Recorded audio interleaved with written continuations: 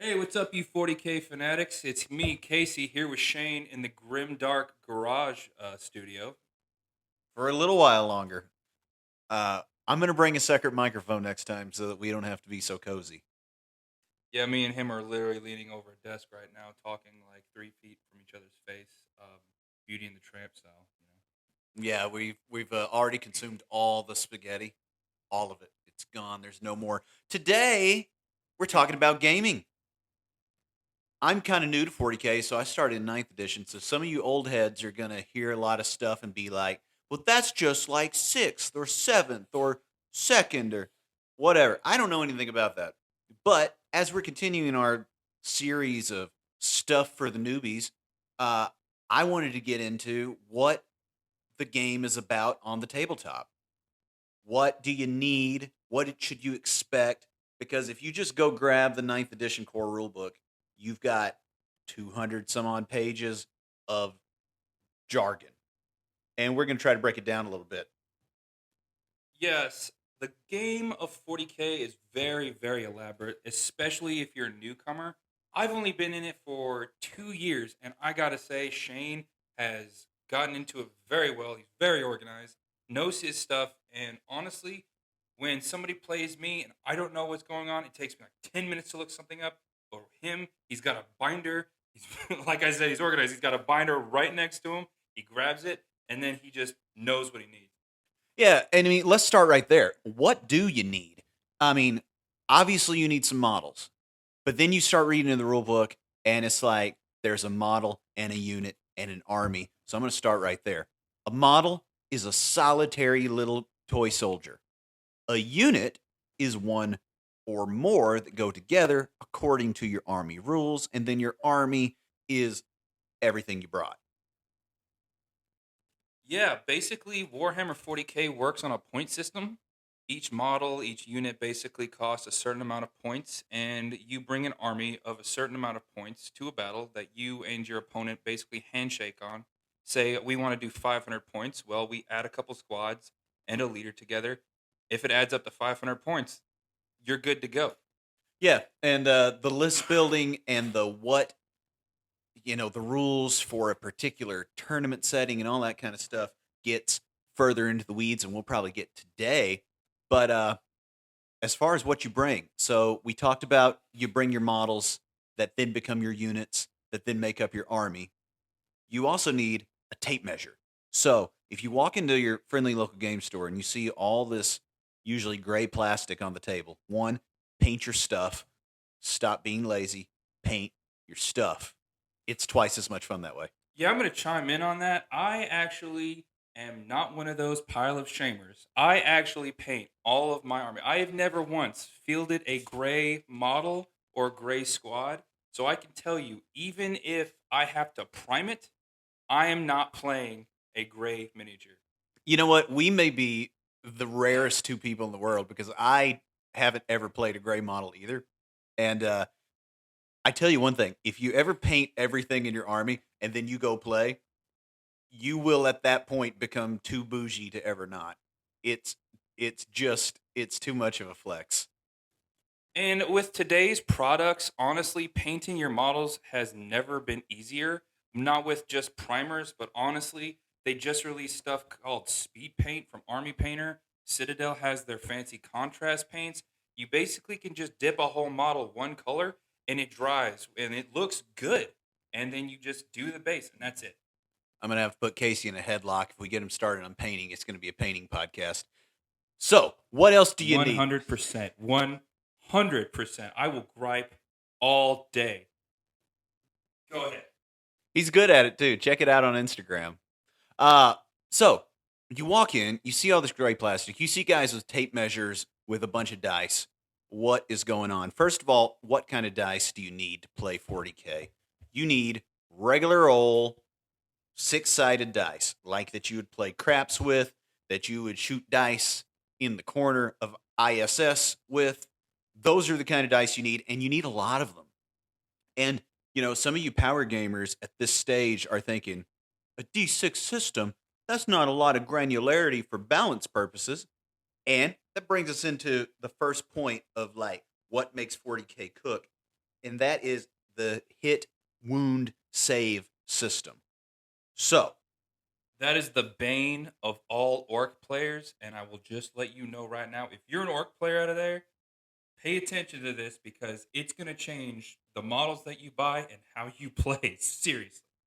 well, and it's the whole mechanic of the game. So, anytime that a thing does a thing to another thing, this is largely the way it goes. So, let's say for this example that we have our orc boy shooting at our stereotypical space marine. The very first thing, you have a hit roll. So you roll a d6 or as many as your unit allows. And what you're looking for thematically is does he hit the target or does he shoot into the ground? If you succeed, now you hit the target. You move to step 2, the wound roll. This is, does that shot that hit him plink off the armor or does it penetrate? Does it get him? I will also say, just to chime in here real quick, Shane, this is also a harder part of the game is understanding strength rolls to toughness rolls, whereas your model that is shooting or attacking strength versus the model that is being attacked toughness. You're gonna need some quick math. Yeah, and in today's pod, we're not even going to get so much into the nuts Yeah. and bolts of comparing those things because the new listener may not know what a data sheet is yet. So all of your models, all of your units are going to have data sheets that are going to have numbers that are going to inform what you're looking for on the dice as you make your wound roll. Now, if you succeed your wound roll, thematically, what has happened is you've pierced the armor. You've got right between a couple of plates. You've hurt the guy, and then finally, your opponent makes the third part of the thing, which is the save roll. And thematically is a roll to determine once that armor is pierced, did it hit anything important? Did it really do some damage? Did it kill the guy outright? So you get these 3 steps where you're taking this pool of dice and you're siphoning it down the funnel so that one, the game can have some more levers to pull for balance, and two, so that it's not just a kill fest, which it is. It does become quite a bit of a kill fest. It is only war, after all. Yeah, nothing's more grimdark than fielding about a 20-man unit and then watching about 15 get blown off the board. Right, turn one. Yeah, turn one, and about the turns. So now we have an idea of the very basics of what we need. We need dice. We need models. We need tape measures. We need some rules. Which you go. We're coming up on 10th edition. The rules are going to be free online. That's going to be huge because right now you're getting your rules from physical books. They got typos. They've got adjustments that have been made. You have to get in there with some whiteout and write this stuff down. There's apps. Battle Scribed is a big one that keep your army list and handle your list building. But again, that's some more heavy duty stuff. Let's talk about how the flow of the game goes. In a game of 40K, you play 5 turns, unless somebody gives up, and it can happen where you give up. Uh, each turn is broken into phases. Now, in a lot of your newer games, it's a lot of I go, you go between units of models.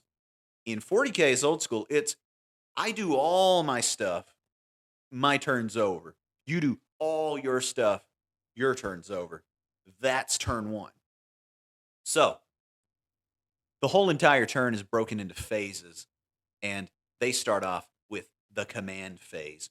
On your data sheets of all of your units, this is where you're going to have your buffs and your debuffs going on. This is where points are going to be scored in the middle of a mission, which we'll get to missions because that's where the whole thing really shines.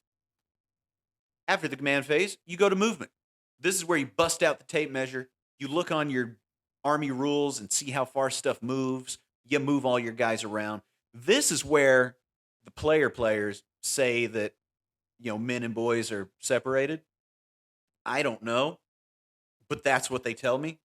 I lose a lot though, so take that how you will.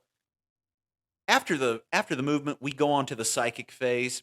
Some of your units will have psychic powers, like we talked about the Emperor having in the first pod. Go back and listen, and let us know what you think. Rate, subscribe, review, unsubscribe, resubscribe, re-rate, re-review. We got to juice these numbers. Anyway, psychic phase also going away in 10th. And when 10th comes out, we're going to do a whole series of pods on what's changed, what's new, what we think about it, because I can't wait to play it. Lots of really good models, lots of really good lore. The game is becoming a lot different in this next edition, especially when you look at the stats. Man, it is more streamlined and way better for a new player just coming onto the scene. If you ask me, Yeah, I mean, it the life cycle of a game like this is going to always start in a really kind of pure place, and then they're going to start attaching extra arms to it. That it's just the way of evolution. Uh, so you knock out your psychic phase. Now you're on to the shooting. This is where your hit, wound, save game loop really comes into play. This is where you like, this guy's going to shoot his cannon at that guy. I'm going to use a flamethrower on that dude. We're lobbing a grenade into these guys. Really where the fireworks start. Then you move on to the charge phase. Because, oh yeah, they fight too. This is another chunk of movement. You get your guys up close and personal. This is where Casey's orcs really shine. And my Chaos Space Marines are no slouches either. You move on to the fight phase. Yeah, the charge and the fight are separate for reasons. Then you fight. It functions much like the shooting phase, but you kind of take turns. Guys get to fight back. Everything dies at this point. And then you move on to morale, which is another thing that's going away in 10th. They're consolidating it into something else. This is where you roll dice to see if units run away, if they just get scared, tuck tail, and run from witnessing these horrible losses that they may have sustained. yes, if you're an orc player like myself, the morale phase can be devastating to your models. That's where things like insane bravery, the having a model who's like a war boss or something, your bigger, more important leaders come in, and it really helps out. And I just want to chime in and say that something that really helped me learn these phases, because sometimes you'll run through them and think you have all of them, but then you realize, oh man, I just forgot my psyker phase. Basically, the acronym is See My Pony St. Charles Freely Leave. And that is what I basically run through in my head every time I play the game. And it helps me to know which phase I'm That's hilarious. Uh, so that's the phases. There is so much going on with every single one of them. And all of that is used to fight. But if it was just, I'm going to throw my plastic dudes at your plastic dudes, that would not make for very interesting scenarios all the time. And so, while all that's going on, you're playing the missions, you're playing for points. So, you've got this big table, you've got your army, you've got your measuring and all that. And then on the map, you've got objective markers. And the idea at its most basic is stand guys on the objective markers for points. And that sounds boring because, but I want to fight things. Well, you'll get to, because they've been very clever with the missions in that there are more points for, say, just one of them. And so the conflict gets drawn to that spot. Sometimes there are some missions that the first two turns an objective marker is worth more, and then the last two turns a different one is worth more. So you've stood your guys on that one, you've scored a bunch of points. Okay, it's time to move. Oh wait, my opponent has just stacked the deck over there.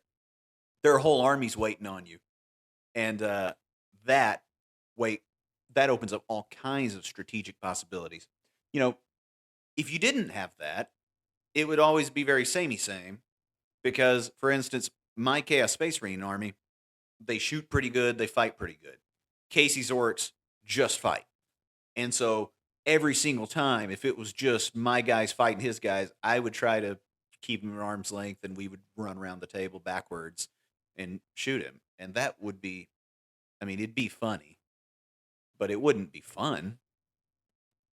Yeah, and the best part about that is when you think about what kind of army to build when you get into this game, if you're a person who plays something like Chaos Space Marines, you're more versatile. You have a little bit of movement. Whether fighting or shooting, you're going to be pretty average or pretty good. With an orc army or a melee army, basically, you need to be up in their face fighting them and figuring out how to score points while doing that.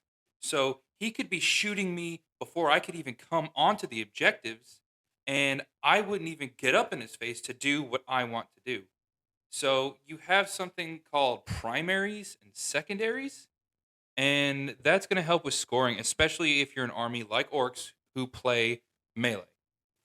Yeah, so what they do to mix it up even further is every army has got secondary objectives that they pick, and that's their own that you as the general choose, and you score points that way too. I mean, it's scored out of 100. You get 10 for having everything painted now. So I've never lost my 10. Nor have I. Starting at 10, still losing by 25. Um, but you got to play the missions. They look complicated. You kind of need a yardstick and a bit and a protractor to set them up, but they really make the game shine.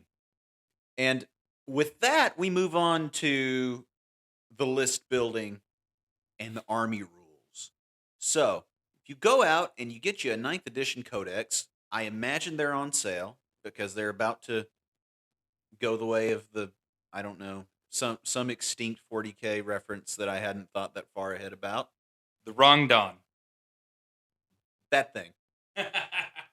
Uh but if you go get it, it's going to have all of the data cards for all of your units, which is going to have like your strength and toughness characteristic that you're going to need for your wound roll. It's going to have what your guys hit on for what you need to roll for your hit. It's going to have their save characteristic. It's going to have their command abilities. It's going to have auras where everybody within 6 inches, get your tape measure out of a guy, is going to get this, that, and the other. And it can look like a lot. The other thing it's going to have is your points values for everything. So Big Boy 40K is played at 2,000 points, which sounds like a lot and is. And you've got to work out what all you can buy with your real money, because it's expensive, and with your points to come up with some kind of force that you can field to do something. Now, the army rules are cool because if you want to go play Space Marines, you can pick whatever old chapter you want, and the Codex has got all of them, most of them. So if you're, I mean, I don't know, my Space Marine chapter is worth nothing, but you know, you've got a chapter that does flamers, and you've got a chapter that does movement, you've got a chapter that does, you know, sneaky stuff.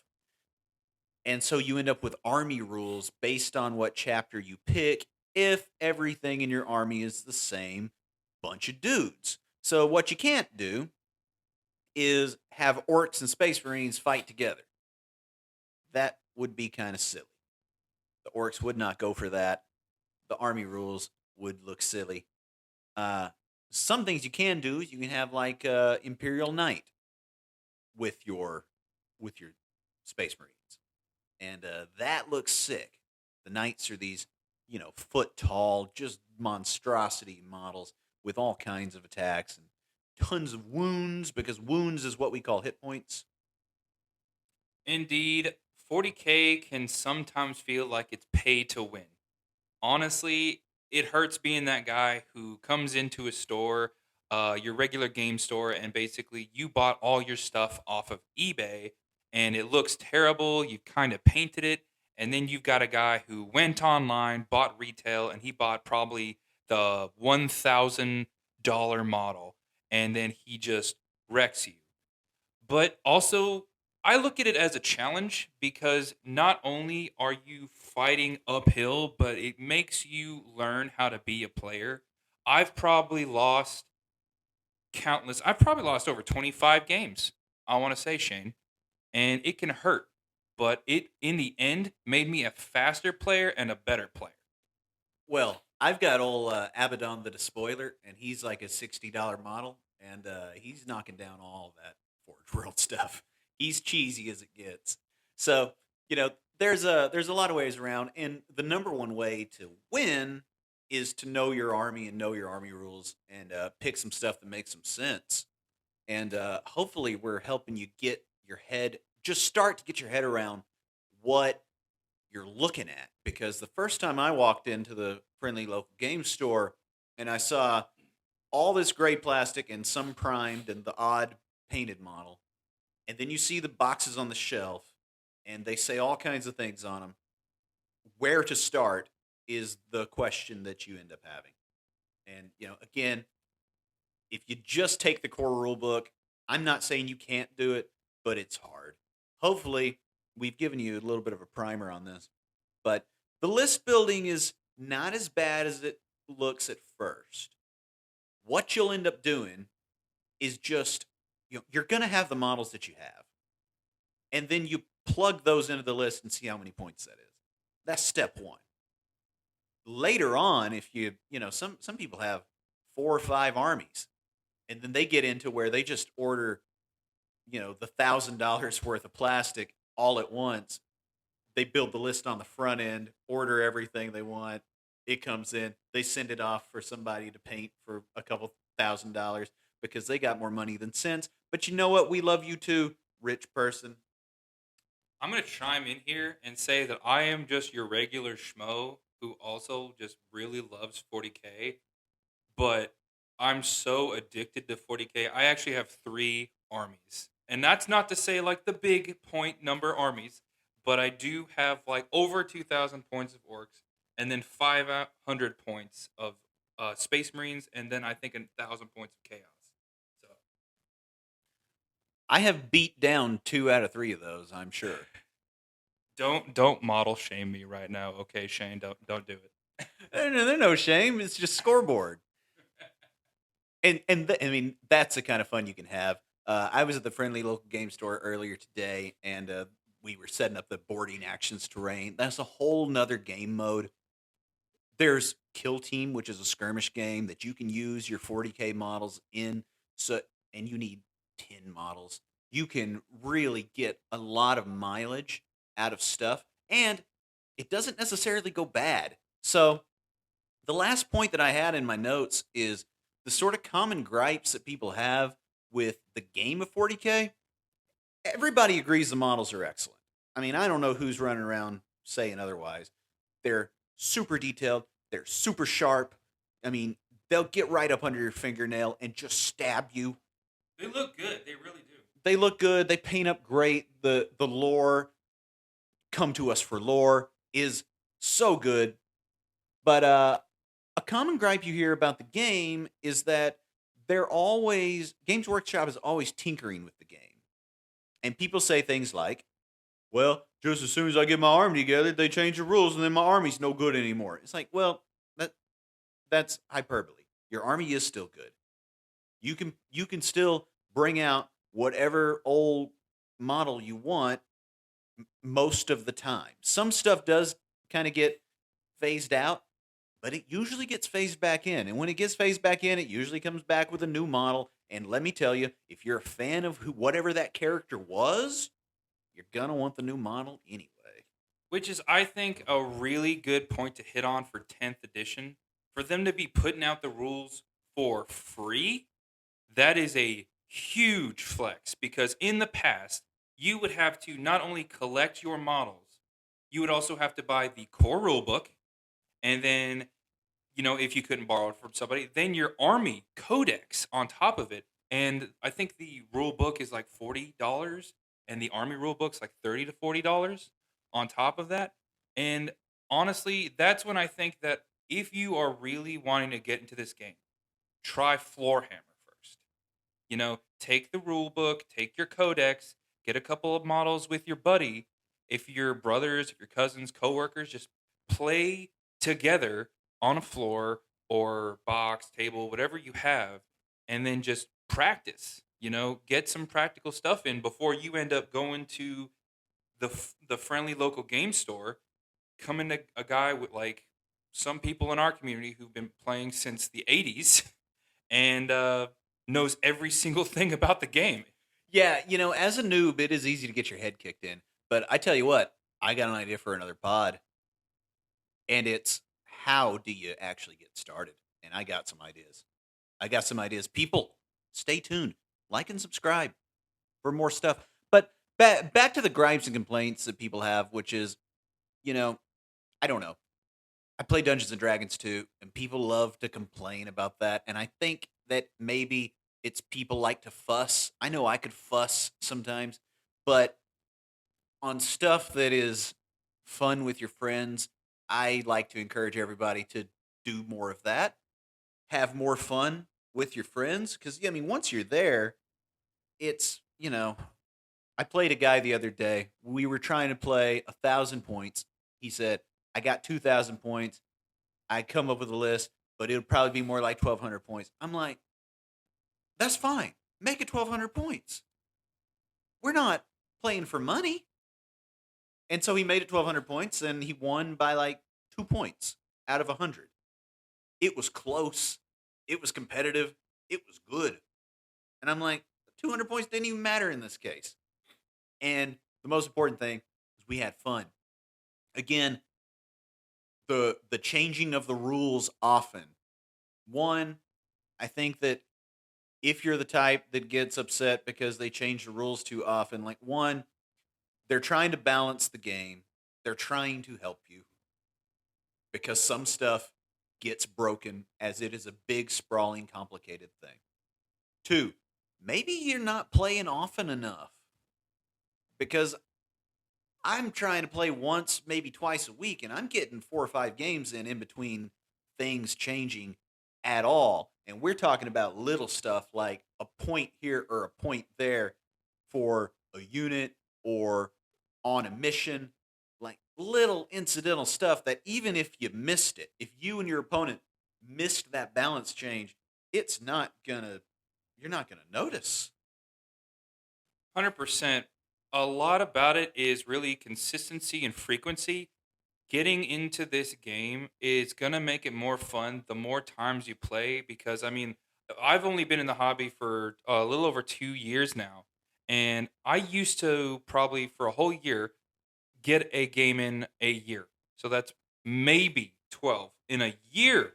And I would be so frustrated at times when I would play a game that I had been waiting a month for and then completely get smashed. Now I'm playing probably 2 to 3 games a week. And that's like I want to say honestly, 8 to 10 a month is how many times I play. And it just makes it more fun because I get to talk about the hobby I love with somebody I'm playing with. And you can't be afraid to really just put yourself out there. Yeah, the first 2 games I played, I lost quite badly. I played against an old head at the friendly local game store, and he really had it tuned up and just kicked the crap out of me. Still had fun though. And look, if you want a simple game, you can go play chess and checkers. The game of 40K, the appeal to it, in my opinion, is that steep learning curve and that complexity. Like for video games, I've got a flight sim and a racing simulator, and those are hardly toys. You know, like they're expensive too. So maybe I just like all my hobbies to be high priced, but like if little Timmy jumps on the flight sim, he's not getting off the ground, and that may not be fun for him. But that kind of complexity, that depth is fun to me. And 40K has got all the complexity and all the depth. There's all kinds of ways to have fun, and you do it, that level of difficulty, complexity does require you to get the reps in. Like however you've got to do it, you you're gonna have a bad time if you're not able to get out and try to play more often. And then, you know, you kind of have to stay fresh. It's almost like practicing an instrument or studying for something because it's complicated and it's meant to be. Yeah, the game's been going for gosh, around 35 years now. It's since 1987, and it's been probably redone and fixed. I don't know how many times. I started playing in 2010, 2011, and I stopped for quite a number of years. But I remember when it used to be my army versus your army. Let's go. Let's see who's finished and done by the end of the game, and whoever's left is the winner.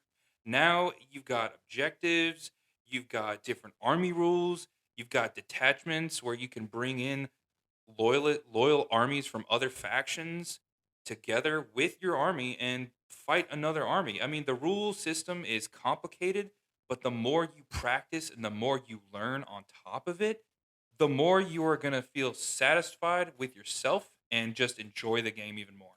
Yeah, it's a rewarding experience. And, it has all kinds of spots where it's a rewarding experience because when you learn your army, when it's running, when you're playing against somebody and it's close, when it's tight, it really feels like you're doing something.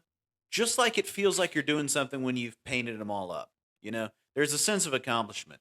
Like you can play the video games and stuff and they are good, but you know what? With 40K on the tabletop, at the end of the day, you've got a collection of pretty little plastic dudes. And that is something. It really is. Honestly, a lot of people who get into 40K, a big amount of stress relief they have from their lives is actually painting these models. And there's countless YouTube videos, TikToks, Snapchat stuff, probably Instagram photos of painters who like vastly do better than what you probably do when you start. But there's all those people giving you tips, tricks, and helping you collect your knowledge just so you can understand this. And painting can be something that you might not even play 40K. You probably just buy the models so you can paint them. And honestly, there's nothing wrong with that. 40K is very versatile. Yeah, and look, don't go crazy looking on Instagram at all the painters because some of those guys are not relaxing doing those paint jobs. That is some of that is ridiculously complicated. But again, today we're talking about the game and how it functions, how it looks. Uh, but I think soon we need to talk about like some practical ideas of how you can get your army going, get started, and find somebody to play with. 100%. I think that probably in the future we'll hit on that in another podcast, make it really flushed out to help you guys out. So I just want to say, if you're listening, thank you for supporting the podcast. I will have my YouTube linked in the bio eventually at some point if you're into the lore, but also want those micro doses of it. We'll be doing more lore to come, more game rules to come. Getting you 40K fanatics your regular fix on the 40K universe directly from the Grim Dark Garage studio. Uh, Thanks for listening. This is Casey. And Shane, we'll see you next time.